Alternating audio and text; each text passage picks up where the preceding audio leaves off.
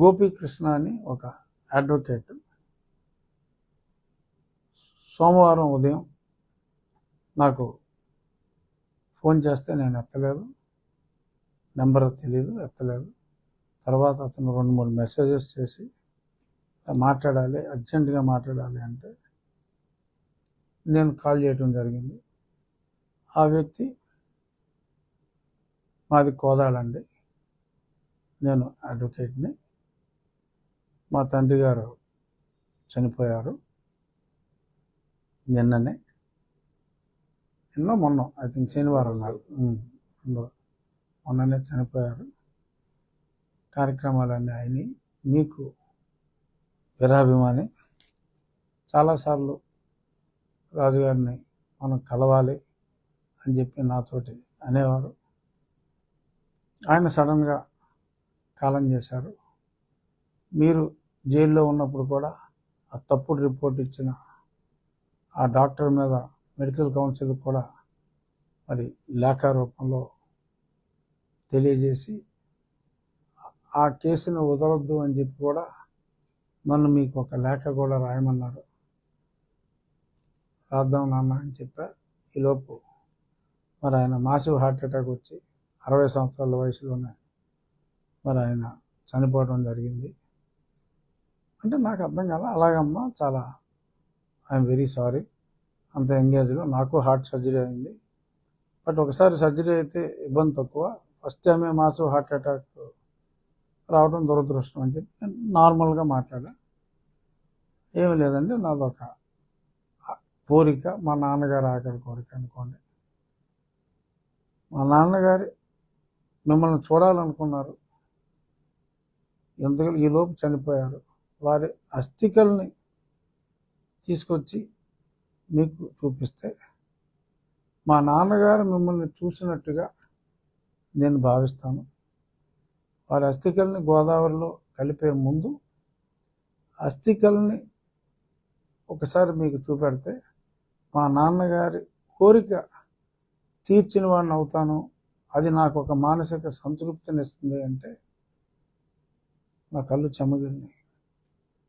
ఒక పక్క దుఃఖం, మరి అతను తండ్రి చనిపోయాడు అని మాట్లాడుతూ ఉంటే, ఈ రకంగా మాట్లాడితే అరే మరి ఇవాళ పిలిచి భోజనం పెడితే మన వినాశనం కోరుకునే వ్యక్తులు మన చుట్టూ తిరుగుతున్న ఈ రోజుల్లో మన ముక్కు మొహం తెలియని వ్యక్తి ఏనాడు అంతకు మునుపు నన్ను అజ్ఞాతంలో ప్రేమిస్తున్న కుటుంబం ఎటువంటి పరిచయం అంటే ప్రత్యక్ష పరిచయం లేకుండా ఈ రకంగా మాట్లాడటం, ఇట్స్ ఏ బిగ్ షాక్. ఇంకా ప్రపంచం ఇంకా ఉంది అంటే ఇటువంటి హృదయం ఉన్న మనుషులు, ఇంకా ప్రేమానురాగాలు అనేది మనుషుల్లో ఉన్నాయి, మనుషులందరూ చెడ్డవాళ్ళు కాదు అని ఒక ఐ ఓపెనర్ లాగా నాకు అనిపించింది.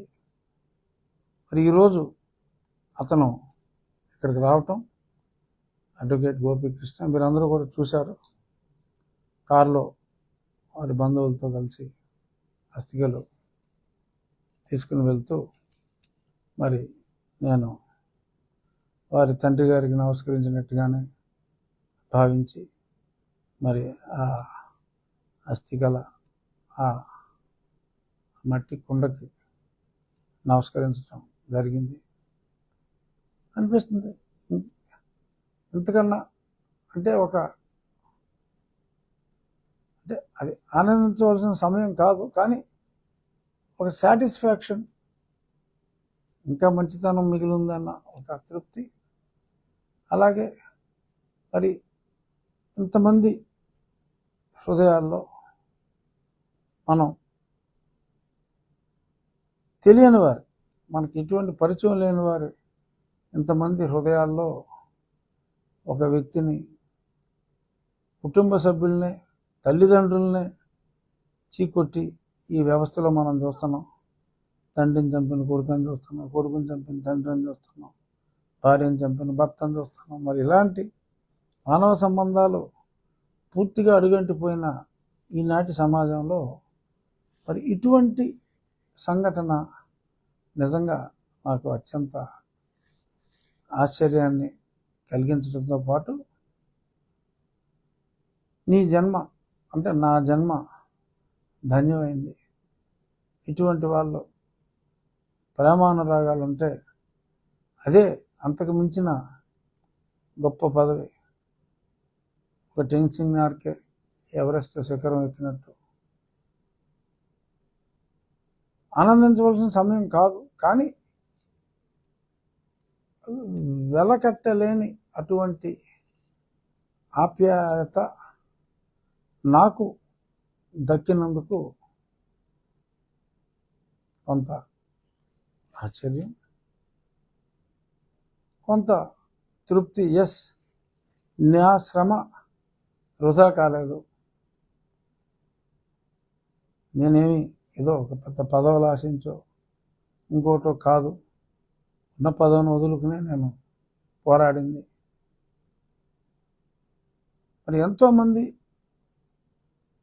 మరి రకరకాలుగా కామెంట్ చేస్తున్నప్పుడు ఎటువంటి స్వార్థం లేకుండా ప్రజల కోసం మరి నేను చేసిన పోరాటాన్ని చులకన చేసిన వాళ్ళు కొందరు ఉన్నారు, తక్కువ మంది అనుకోండి.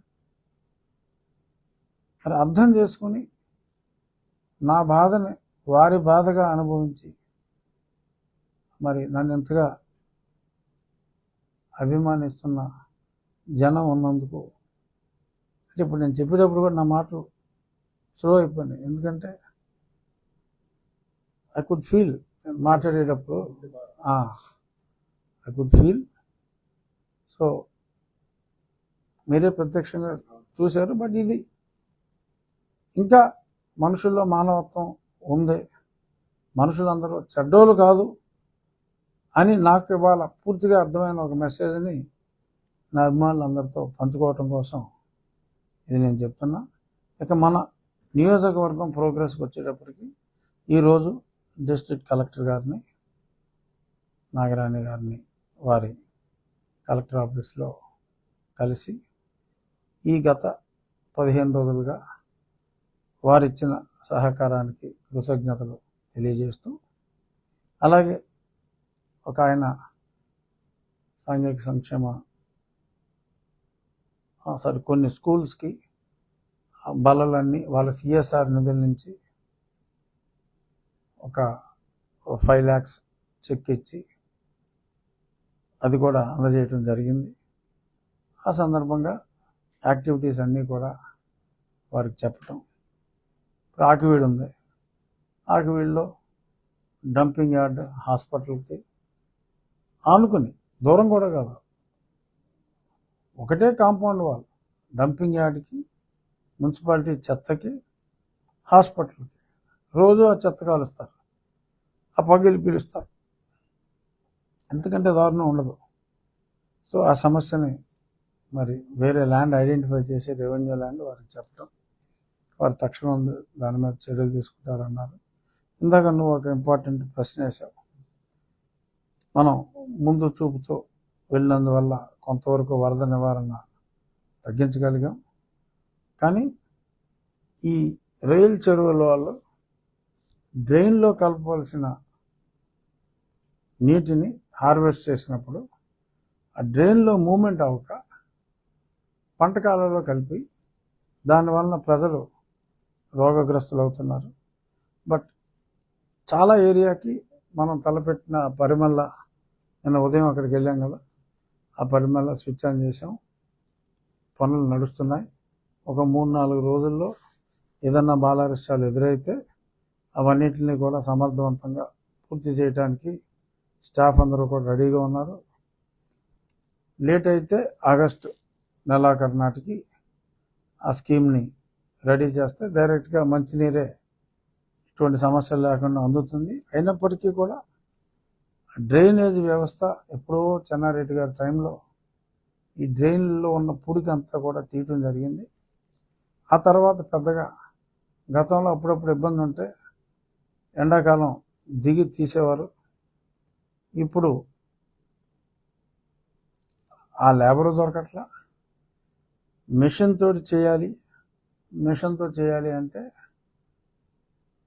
చాలా చోట్ల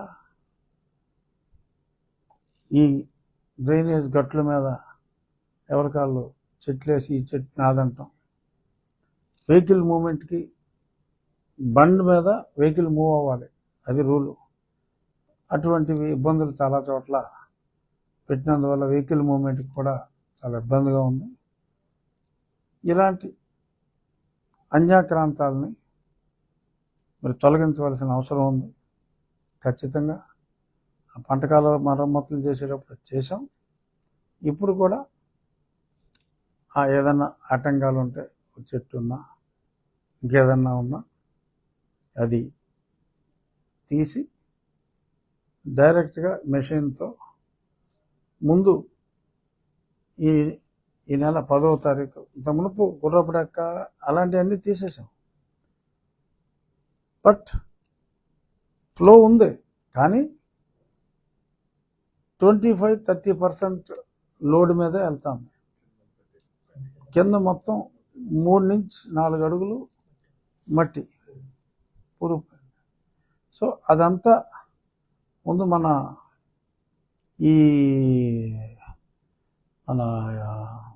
జోలపాలెం నుంచి ఇటు మన కలవపొడి 6-7 కిలోమీటర్ల స్ట్రెచ్, అక్కడ మోస్ట్లీ ఈ నెల ఆగస్టు వచ్చింది కదా, 9-10 తారీఖుల్లో మంచి రోజు చూసి అది ప్రారంభిస్తాం.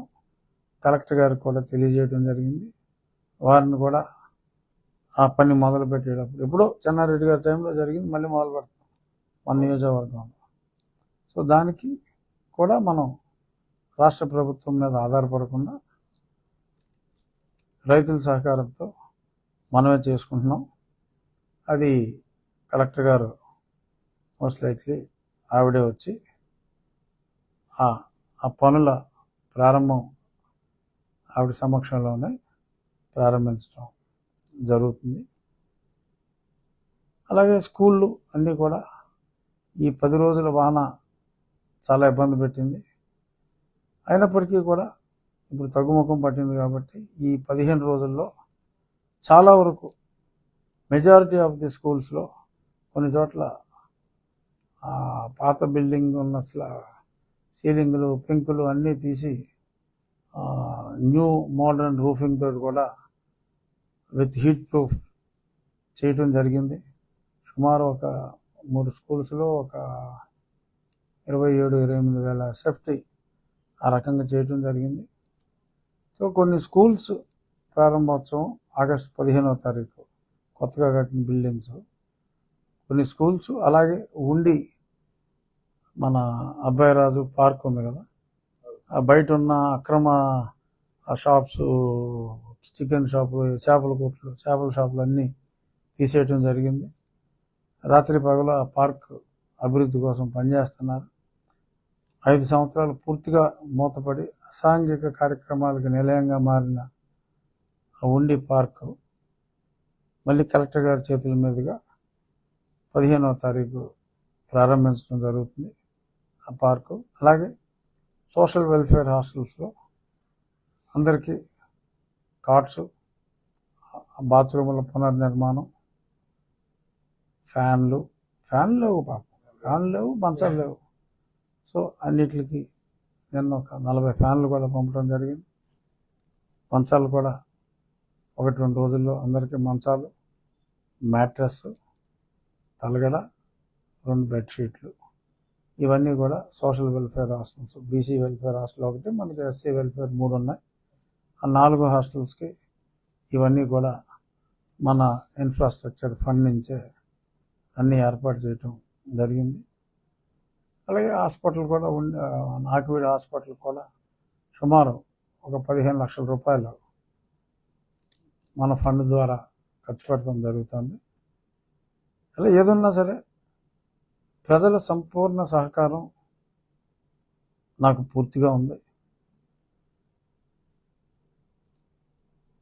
అనుకున్న పనులన్నిటికీ కూడా ఇబ్బంది లేకుండా ఎవరికి వాళ్ళు, నేను వారానికి 4-5 రోజులు ఇక్కడే ఉంటాను కదా, ఎవరికి వాళ్ళు వచ్చి స్వచ్ఛందంగా వచ్చి ఈ అభివృద్ధి పనులు చూసి, ఈ పనులు చూసిన తర్వాత మాకు కూడా ముందుకు వచ్చి ఇలా చేయాలనుకుంటున్నాను అని అంటే దానికి తగ్గట్టుగా మన పరిధి స్టెప్ బై స్టెప్ పెంచుకొని ఏదైతే నేను ఎన్నికల ముందు నా పర్సనల్ ఎజెండా కంటే సూపర్ 6లు కాకుండా నా పర్సనల్ మేనిఫెస్టో ఇచ్చాను, అది 100% చేయగలం.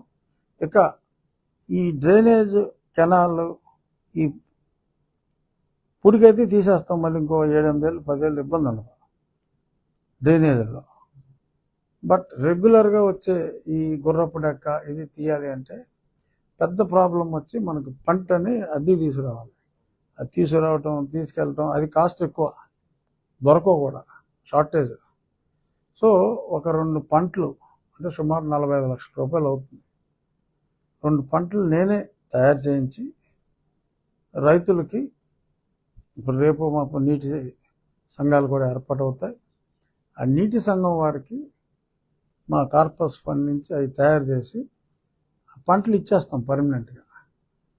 ఆ 4 మండలాల నీటి సంఘం వాళ్ళు వాళ్ళ అవసరాన్ని బట్టి ఈ కెనాల్ సిస్టంలో చాలా వరకు ఆ నీటిలోనే ఆ పంట వెళ్ళిపోయి వేరే డెస్టినేషన్కి వెళ్ళేలాగా, అంటే ఏమన్నా బ్రిడ్జ్ లాగా ఉన్న బ్రిడ్జ్ కింద నుంచే వెళ్ళిపోయేలాగా ఆ పంట డిజైన్ చేయడం జరుగుతుంది. సో అది పర్మనెంట్గా ఉంటుంది. ఎక్విప్మెంట్ కొన్ని మ్యాన్ అవర్స్ తీసుకుని, పంట కాస్ట్ ఎక్కువ మనకి, ఆ పంట ఎక్కి అదంతా క్లియర్ చేసుకుంటారు.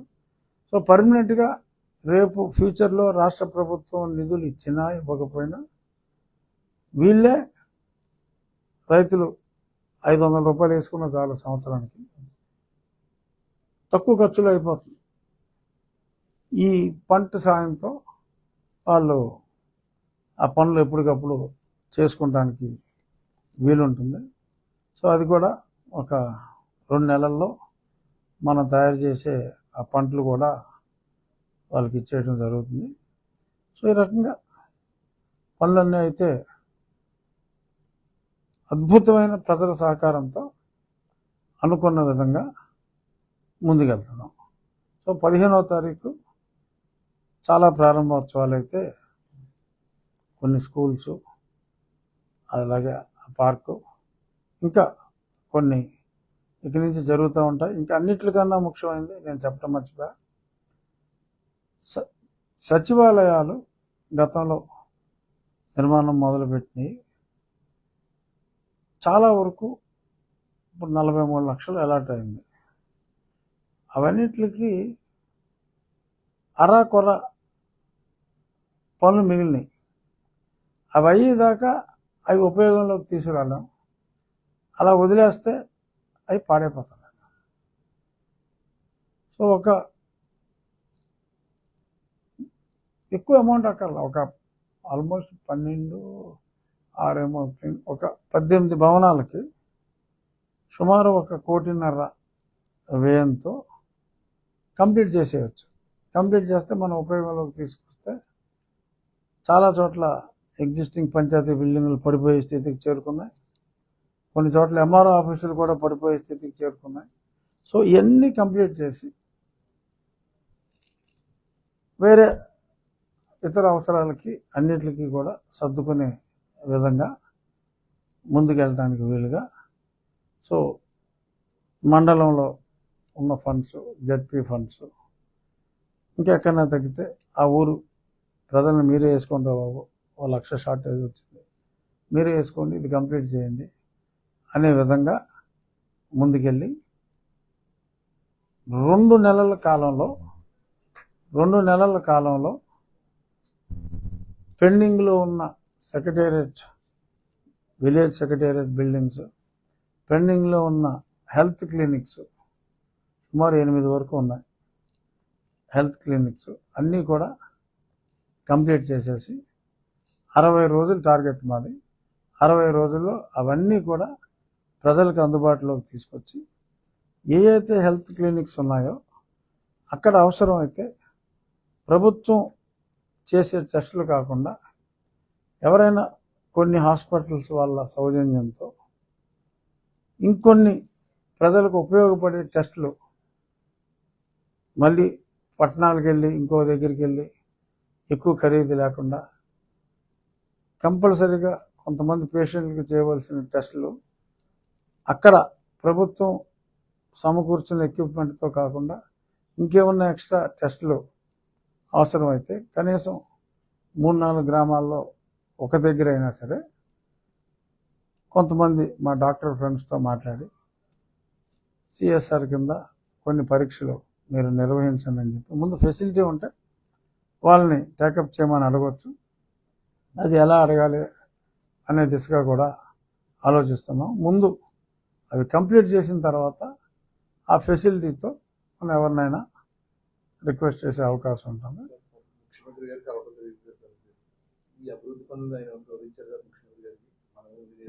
ఆయనకు కూడా తెలిసింది, నేను ఆయనకి ఎక్స్ప్లెయిన్ చేయడం జరిగింది. ఉండిని ఒక మంచి మోడల్ నియోజకవర్గంగా తీర్చిదిద్దమ్మా, your constituency should be a role model అని చెప్పి ఆయన నేను కలిసినప్పుడు కూడా అని చెప్పడం జరిగింది. నేను కూడా మా డిస్ట్రిక్ట్ కలెక్టర్ గారు కూడా సంపూర్ణ సహకారం అందిస్తున్నారు. అలాగే డిస్ట్రిక్ట్ అడ్మినిస్ట్రేషన్ కోఆపరేషన్ బాగుంది. మోర్ దాన్ ఎనీథింగ్ నా ప్రజల సహకారం నాకు చాలా బాగుంది.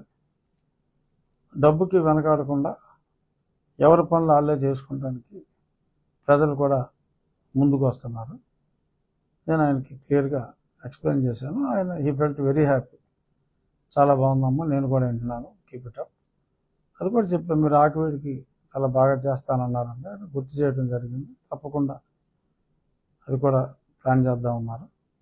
ఇంకోటి ఆకివీడిలో నిన్న ఆ మీటింగ్లో ఉన్నాను కదా, అక్కడ దోమల సమస్య ఒకటి, కొన్ని డ్రైన్లు నాన్ ఫంక్షనింగ్ డ్రైన్లాగా చేసేసి అందులో మురుగునీరు నిలవ ఉండిపోయి పెద్ద ప్రాబ్లం అవుతుంది ఈ ఆకివీడు దగ్గర. ఆ అబండన్ చేసేసిన డ్రైన్లని అంటే ఆక్యుపై చేసేసి అబండన్ చేస్తారు. సో ఎంక్రోచ్మెంట్లు అన్నీ వాళ్ళందరికీ ఆల్టర్నేటివ్ ల్యాండ్స్ ఇచ్చారు. ఆ ఎంక్రోచ్మెంట్స్ పార్షియల్గా రిమూవ్ చేయవలసిన అవసరం ఉంది. ఎందుకంటే ఆ డ్రైన్లో వాటర్ ఫ్లో అవ్వాలి, లేదంటే ఈ చికెన్ గున్యాలు ఇవి వచ్చి ప్రాణాలు కూడా పోతున్నాయి. సో అది కూడా తొందరగా అది కూడా అడ్రస్ చేసి, ఎక్కడైనా చాలా చోట్ల కొన్ని జంక్షన్లో అక్రమంగా బడ్డీ కోట్లు అవి పెట్టి గంజాయి అన్నీ అమ్మేస్తున్నారు. సో అటువంటి అక్రమంగా, ఎందుకంటే రెస్పాన్సిబిలిటీ ఉండదు, ఆడేదో చిన్నది పెడతాడు అక్కడ అమ్మేస్తాడు బడ్డీ కోట్లాగా. అడిగేమి లైసెన్సో లేకపోతే గోటో స్మాల్ టర్న్ ఓవర్ ట్యాక్స్ కట్టకల్లా అయినా సరే వాళ్ళకేం ఉండదు, అకౌంట్ నెంబర్లు ఏమి ఉండవు. ఏదో చిన్న బడ్డీ కొట్లాగా పెడతాడు, పెద్ద టర్న్ ఓవర్ గంజాయిలు చేసుకుంటాడు. ఎక్కువ ఇలాంటివన్నీ ఆ స్కూల్ జంక్షన్ల దగ్గర దానికి ఒక 50 మీటర్ల దూరంలో ఉంటాయి. ఇలాంటివన్నీ కూడా ఐడెంటిఫై చేసి ఎక్కడ పడితే అక్కడ ఇలాంటివి ఉంటే అవన్నీ కూడా మీరు ఇక్కడ కోపెల దగ్గర మనం మీరు చూసుంటారు, అంతా చూసి చాలా దారుణంగా ఉంటే మొత్తం అన్ని క్లియర్ చేయడం జరిగింది. అలాగే ఉండ్లో ఇంకా కొన్ని చోట్ల అక్రమంగా హౌసెస్ గట్ల మీద వేసుకుని ఓకే వేసుకుంటే వేసుకున్నారు, ఎవరికి ఇబ్బంది లేకపోతే. బట్ ఆ ఇళ్లలో డ్రైన్లు పంటకాలువ పక్కన వేసినాడు, ఆ డ్రైన్ బాత్రూమ్ డ్రైన్ నీళ్ళలో వదిలేస్తున్నారు. దారుణం. ఎన్ని అంటువ్యాధులు వస్తాయి, ఈ కలరాలు గిలరాలు అన్నీ అలాంటి వాటి వల్ల వస్తాయి. ఇది కిందకి వెళ్ళిపోద్ది కదా, ఈడు వాడు కదా అని ఈడు ఆ పైన వదిలిందే మళ్ళీ తాగాల్సి వస్తుందని ఆ జ్ఞానం వీడుకుంటున్నాను. సో అటువంటివి నాకు కంప్లైంట్ ఎక్కడైతే వచ్చిందో, కంప్లైంట్ వచ్చిన దగ్గరల్లా ఆ పైపుని తీసేస్తున్నాను. మళ్ళీ పైప్ వేసాడంటే ఇల్లే తీసేవాల్సి వస్తుంది. కంప్లైంట్ వచ్చిన దగ్గర ఆ పైపు తీసేస్తాను. సెప్టిక్ ట్యాంక్ ఏదైనా పెట్టుకుంటే పెట్టు, బట్ నీ మురుగుని పంట కాలంలోకి మంచినీరు కోసం వాడుకునే పంట కాలంలోకి వస్తే సహించేది లేదు. ఇలా నాకు 3-4 చోట్ల వచ్చింది. నిన్న ఒక డ్రైను ఏంటది మన ఎండగండి అవతల ఏం ట్రైన్ అది, మన కోడవెల్లి వెళ్ళే ట్రైన్, కుముదవల్లి వెళ్ళి అక్కడ ఒక చోట ఎంక్రోచ్మెంట్స్ ఆ పైపులు పెట్టారు. అవన్నీ కూడా తీసాం, అవన్నీ తీసాం, నిన్నే తీసాం. అలా 3 చోట్ల తీసాం. నియోజకవర్గంలో స్టేట్ లో ఎక్కడా లేని విధంగా నియోజకవర్గం రోల్ మోడల్ గా తీర్చిదిద్దుతున్నారు సార్. ఇప్పుడు ఈ హాస్పిటల్స్ అయినా ఈ స్కూల్స్ అయినా at the same time major drains కూడా మీరు డెవలప్ చేస్తున్నారు. ఈ ఫండింగ్ స్టేట్ గవర్నమెంట్ తో మీరు ఎక్కడ చెప్పినా 2-3 సంవత్సరాల వరకు డబ్బులు పెట్టే పరిస్థితి అయితే లేదని చెప్తున్నారు. ఇప్పటికే కోట్లాది రూపాయలకి ఖర్చు అయ్యే పరిస్థితి ఉన్నది. ఈ ఫండింగ్ ఎలా వస్తుంది సార్? అంటే లక్కీగా మనకు జరిగింది ఏంటంటే, ముందు కేవలం డ్రైన్స్ అనే మొదలుపెట్టాం. ఈ మొదలుపెట్టి మనం కొన్ని డ్రైన్స్లో వర్క్ సైమల్టేనియస్గా 10 చోట్ల మొదలుపెట్టాం. ఇంతలో ఇది తెలిసిన తర్వాత దీని ఆవశ్యకతను గుర్తించి ప్రభుత్వం ఓవరాల్గా రాష్ట్రం మొత్తం మీద ఒక 200 కోట్లు నిధులు ఇవన్నీ క్లియర్ చేయడానికి అని చెప్పి కేటాయించి, మనం ఆల్రెడీ మొదలుపెట్టిన పనులు మనం కంప్లీట్ చేసాం. మిగిలిన పనులు వాళ్ళు టేకప్ చేశారు. ప్రభుత్వం, కాంట్రాక్టర్, ట్యాక్సులు ఇవన్నీ ఉంటాయి. సరే, దానికి అయ్యే ఖర్చులో మనకు తక్కువ అవుతుంది. కానీ కొంత పని ప్రభుత్వం చేస్తుంది. ఇంకా అది కాంట్రాక్టర్ పూర్తి స్థాయిలో పనులు మొదలు పెట్టాల. బట్ మేజర్ ఏరియాలన్నీ మనం క్రూషియల్ అన్నీ మనం చేసాం. సో కాబట్టి ఇబ్బంది లేదు. ఇంకా కొన్ని చేయవలసినవి వాళ్ళు చేస్తారు. కాబట్టి మనం అనుకున్న ప్లానింగ్లో మనకు కొంత ఫండ్ ఉంది. ఈలోపు ఎప్పుడైతే ఈ మంచి పనులు జరుగుతున్నాయో, ఇంకా స్వచ్ఛందంగా చాలామంది మనూరు వాళ్ళే, అంటే ఈ ఉండి నియోజకవర్గం వాళ్ళు, నేను నా స్నేహితుల దగ్గర కూడా ఆల్మోస్ట్ ఒక 1 crore నేను కలెక్ట్ చేయడం జరిగింది. ఇనిషియల్గా ఊర్లో రెస్పాన్స్ తక్కువ, బయట నుంచి ఇండస్ట్రీ నుంచి నా ఫ్రెండ్స్ దగ్గర నుంచి తీసుకొచ్చే ముందే. బట్ గ్రాడ్యువల్గా ఈ లోకల్లో కూడా జనాలు ముందు రావటం. సో ఆక్విడ్ నుంచి మొన్న ఒక 15 లక్షల రూపాయలు ఇవ్వడానికి వచ్చారు. నేను అక్కడ మీరు హాస్పిటల్కి చాలా అవసరం ఉంది. హాస్పిటల్ డాక్టర్ గారిని, మా వాళ్ళని మీరు ఒక జాయింట్ అకౌంట్ పెట్టండి. ఈ హాస్పిటల్ కావాల్సింది అన్ని కార్యక్రమాలు మనం అభివృద్ధి చేసి ఇచ్చాము. అలా ఫార్చునేట్గా జనం ముందుకు వస్తున్నారు, స్వచ్ఛందంగా ముందుకు వస్తున్నారు. ఆ ముందుకు వచ్చే వాళ్ళ సహకారంతో నేను ఇవన్నీ చేయగలుగుతున్నా. అలాగే చాలా ఊర్లో సెటిల్ అయిన వాళ్ళు హైదరాబాద్లో అక్కడ ఉన్నారు. వాళ్ళందరూ కూడా తెలిసిన వాళ్ళే. ఏమంటే వీలైతే మీరు 2 లక్షలు పంపండి, మీ పేరు మీద మంచి పని చేస్తాం అని చెప్తే కొంతమంది 2 ఏంటండి 5 పంపుతాను అనే వాళ్ళు ఉన్నారు. కొంతమంది 1 ఇస్తానండి, ఒక 50,000 కన్నా ఇవ్వలేను అనే వాళ్ళు ఉన్నారు. కాకపోతే ఎక్కువ డబ్బున్న వాళ్ళు 2 లక్షలు అడిగితే 50,000 ఇస్తున్నారు. డబ్బు తక్కువగా ఉన్న మనసున్న వాళ్ళు 2 అడిగితే ఇంకెక్కువ ఇస్తున్నారు. సో అలా అన్ని రకాల జనం ఉన్నారు. బట్ ఏదేమైనా మన సంకల్పం మంచిదైనప్పుడు డబ్బు దాని అంతటా అదే వస్తుంది. డబ్బుకి అసలు ఇబ్బంది లేకుండా, మేమే పెద్ద పెద్ద బ్యారేజీలు కడతాము, లేకపోతే పోలవరాలు కడతామని అంటలేదు కదా. చిన్న చిన్న పనులు ఉపయోగం ఎక్కువ, కానీ ఎలా జరగాలి అనే దాని మీద క్లారిటీ లేక ఆగిపోయి ఉన్నారు. సో అటువంటివి ఇప్పుడు సోషల్ వెల్ఫేర్ హాస్టల్స్ ఉన్నాయి, ఖర్చు తక్కువే, నాకు ఫండ్స్ లేవు, సమ్ ప్రాబ్లం, మంచాలు లేవు, దుప్పట్లు లేవు, ఫ్యాన్లు లేవు, ఎలా ఉంటారు సార్? ఇప్పుడండి మీరు హాస్పిటల్స్ని ఒక రోల్ మోడల్గా తీసుకున్నారు. అట్ ద సేమ్ టైం మీకున్న సర్కిల్, హై సర్కిల్లో ఉన్నవాడు మెగా క్యాంప్ లాంటిది మేజర్గా కొంతమంది చెల్లించుకోలేక దాన్ని క్లారిఫై చేయలేక వాళ్ళు ఐడెంటిఫై చేయలేక నియోజకవర్గంలో చాలా మంది రోగులు ఉన్నారు. అవును, వాళ్ళ కోసం ఏమన్నా మీరు ఎస్, అదే మీరు రాకముందు నేను అదే చెప్పా. అసలు ముందు విలేజ్ క్లినిక్స్, మనకున్న హాస్పిటల్, ఆ ఊర్లో ఒక ఊర్లో హెల్త్ క్యాంప్ పెట్టాలి అంటే అక్కడ ఉన్న ప్రైమరీ హెల్త్ సెంటర్లు కొన్ని వేరే స్టేజ్లో ఆగిపోయినాయి. హెల్త్ క్లినిక్ కాన్సెప్ట్తో స్టార్ట్ చేసినవి పూర్తి అవ్వకుండా 80-90% ఆగిపోయినవి ఉన్నాయి. ఈ 2 నెలల్లో అవి కంప్లీట్ చేస్తున్నా. అవి కంప్లీట్ అయిన తర్వాత ఒక ఫెసిలిటీ ఉంటే అక్కడికి హైదరాబాద్ నుంచి మంచి మంచి డాక్టర్స్ని తీసుకొచ్చి ఇక్కడ ఆర్థికంగా